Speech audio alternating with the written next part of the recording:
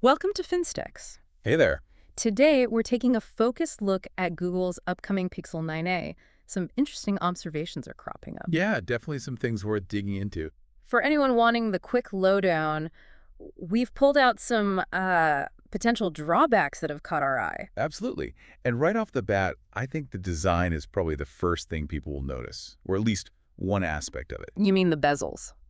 Exactly. We're hearing it gets a redesign, a bigger 6.3-inch display, which sounds great. But the reports suggest the bezels are still, well, pretty thick. Significantly so, actually. Which is kind of surprising, right? Given the trend, even in mid-range phones, is towards slimmer and slimmer bezels. It really is. It might give it less of that premium feel, more budget-oriented, perhaps. And considering the price is expected to be around, what, $500? Precisely. That look could be a factor for people weighing up the value. What's your take on how that design choice lands? Does it scream mid-range too loudly? Well, it could. It might make it feel less modern, maybe, less immersive when you're actually using the screen. It's an interesting choice, for sure. Maybe it's about durability, like you hinted. Could be. Or maybe it's part of their established design language. But yeah, it stands out. Okay, so beyond how it looks, what about how it works day to day? Battery and charging seem to be another talking point. Right. So good news first. A bigger battery. Looks like 5,100 milliamp, which is a decent step up. That's definitely welcome. But then the charging speed, it's only bumped up slightly from 18W to 23W wired charging. Okay, 23 watts. How fast is that in real terms? Early indications are not that fast. We're talking potentially over 90 minutes for a full charge. Oof, over an hour and a half. Yeah. And you compare that to competitors like, say, the OnePlus 13R. Which can charge a big battery much, much faster. Exactly. And then there's wireless charging. Still seems to be stuck at 7.5W key. No key 2 support. Apparently not. So that limits things like easy compatibility with MagSafe-style accessories without needing extra bits. How important is that super fast charging or the Q2 convenience in your daily routine? Does that feel like a big miss? For me, and I think for a lot of people, getting a quick top-up during the day is huge. And Q2 just makes wireless charging simpler. Not having it feels a bit behind the curve, doesn't it? It does feel like a potential daily friction point. Okay, what about under the hood? Connectivity. Yes, the modem. This is quite interesting. It looks like the 9A is using the same XNL 5300 modem that's in the Pixel 8. Not the newer one, the 5400 that's expected in the main Pixel 9. Correct. It seems they're sticking with the older generation for the A-series phone. And that Exynos 5300, wasn't that linked to some issues in the Pixel 8, like a higher power drain and maybe some connectivity problem? That's been the discussion, yes. Reports suggested it could be less efficient and occasionally struggle with holding a signal compared to competitor modems. So potentially, the Pixel 9a could suffer from weaker reception in fringe areas, or maybe slower 5G speeds, and drain that bigger battery faster when using data. Those are the concerns, certainly.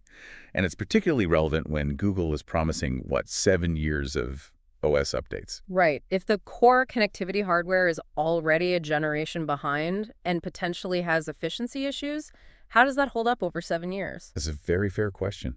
Reliable connectivity is just fundamental. Have you run into modem frustrations before? How critical is rock-solid network performance for you? Oh, absolutely critical. Dropped calls or slow data when you need it is just incredibly frustrating, especially if you plan to keep the phone long-term.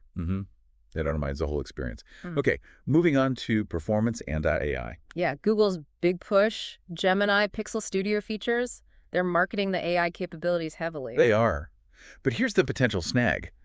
It seems to be shipping with only 8 GBs of RAM. 8 GB. Okay, why is that a potential snag? Well, remember the standard Pixel 8, it also has 8 GBs of RAM. And that amount of RAM was cited as the reason the on-device Gemini Nano AI model couldn't initially run on it, only on the Pro model, which had more RAM. Right, I remember that. So the concern is, as these AI models get bigger and more complex... Exactly. Will 8 GB of RAM become a bottleneck? Could it prevent the Pixel 9a from getting access to future, more demanding AI features down the road, despite the marketing? That really throws the whole AI phone angle into question, or at least raises concerns about its future capabilities. How important is having enough RAM headroom for you thinking about future-proofing? It feels increasingly important, especially if AI is the key selling point. You don't want to buy into the promise only to find the hardware limits you later on. It suggests maybe more demanding stuff will stay cloud-based on this model. Okay, so putting it all together, how does the Pixel 9a stack up against the competition? You mentioned the OnePlus 13R earlier. Yeah, that's a really interesting comparison, especially as they might land around a similar price point, maybe $600 or so, for a comparable storage 9A versus the OnePlus. So what does the OnePlus offer for similar money? Well, on paper, quite a lot. Typically, you'd expect a larger display, possibly higher refresh rate, often a faster chip like the Snapdragon 8 Gen 3 in the 13R's case, more RAM, often 12 GB or even 16 GB. Wow, okay. A similarly large or larger battery, and as we discussed, significantly faster charging. So the Pixel 9a has its longer software updates and the Google AI features. Correct. Those are its key differentiators. But the OnePlus potentially offers a better raw hardware experience, faster performance, quicker charging, maybe a better screen. That's the argument some would make, yes.